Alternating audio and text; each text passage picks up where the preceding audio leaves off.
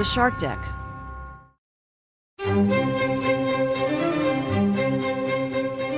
Hello and welcome to Palace Intrigue. I am your host, Mark Francis. Kate is said to have demanded the Queen slap down Harry and Meghan after the Oprah interview. That's one of the revelations in a new book out today, Courtiers, by Valentine Lowe. The Express recaps that Kate was the one who clearly made the point. Lowe has Kate saying, "History will judge this statement, and unless this phrase or a phrase like it is included, everything that they have said will be taken as true." The Times suggested that the immortal phrase, "some recollections may vary," came from William and Kate's office.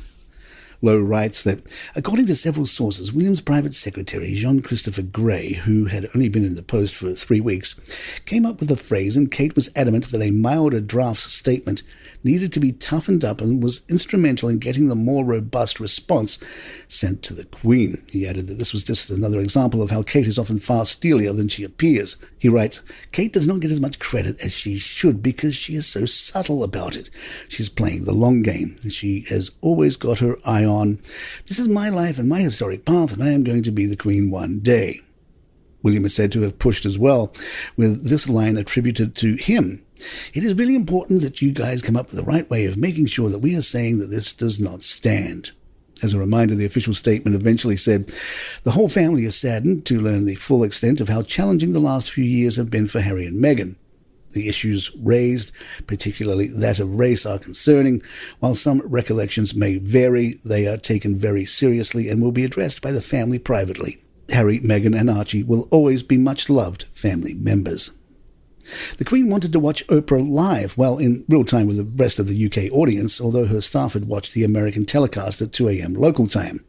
Lowe writes, "A palace team had watched the interview overnight. Senior officials had spent the morning locked in conference calls as they debated how to respond. A draft statement was ready by 2 p.m. on Monday. Much to the frustration of the media, however, the palace remained silent. The reason for his silence," Lowe wrote, "was, for once, not palace bureaucracy, but instead, according to an insider, one of the reasons was that the late Queen was adamant that she was going to watch the program first, and she was going to watch it with the rest of the population on ITV on Monday evening." The Mirror took a look at some other revelations in the book, including how the royal layoffs were handled.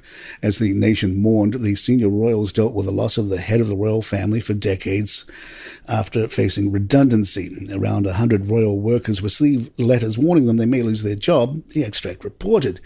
The shocking news was delivered just 4 days into the mourning period and left some visibly shaken and others furious. Palace Intrigue will be right back. Hey, it's Jordan Ross Myers, the man behind Twitter's notorious Lee Radswell and Don Gunvalson. I'm inviting you to join me every week for the Pretty Corrupt podcast. Along with my co-host, reality casting director Stacey Noel Connor, and disgraced entertainment TV producer Nate Safer, we probe the dark crevices of Hollywood, taking you inside the scandals of society's rich and infamous. Everything is fair game on the Pretty Corrupt podcast. Every Tuesday on all streaming platforms and at storicmedia.com.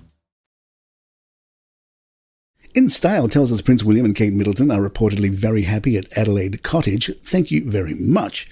A source told Page 6 that the Prince and Princess of Wales are actually extremely happy at Adelaide Cottage and that things have been blown out of proportion. Charles is not chucking Andrew out, but Andrew will have to find the money to look after the property himself. Another source told the publication, "Where is that coming from?"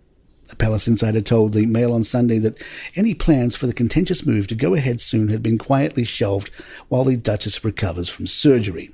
The Royal Watch at TikTok posted a hilarious video of the Prince in a classroom interacting with one young boy. The Express watched the TikTok and reported William was captured asking the boy the question, "Do you enjoy school?" to which he replied, "Not really." The Prince, sitting on the floor cross-legged, burst into a cheeky chuckle, leaning forward with his mouth open. Body language expert Inbal Honigman was watching the interaction between William and the Prince and believes that George shows poise and maturity, appearing older than his years. She told the Daily Star, "George appears older than his years. We don't see any fidgeting. He's sitting patiently watching and chatting." The royals were chatting with the likes of Prime Minister Rishi Sunak and Stephen Fry as they attended the second Ashes test at Lord's on Saturday. The Express referenced another body language specialist, Adrienne Carter, who added that George's previous self-conscious behaviour in public has now transformed into a new level of confidence. She said, William comes across as a hands-on parent, willing to take the time to spend with his oldest son one-on-one. He wants to show a close bond to the world.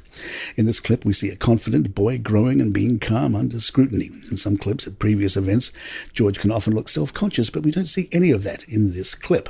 Yahoo was more interested in what they were wearing and eating. William wore a blue blazer with a light blue button-down shirt. George, meanwhile, was the spitting image of his dad, donning a navy blazer with a blue and white button-down. As William spoke with other attendees in the box during a break in the game, George chowed down on some pizza. And there you have it. If you'd like to email us, our address is thepalaceintrigue@gmail.com. Please follow us on Spotify, iTunes, Google Podcasts, YouTube, or your app of choice. It really helps us out. My thanks to John McDermott. I'm Mark Francis. This is Palace Intrigue. Good times.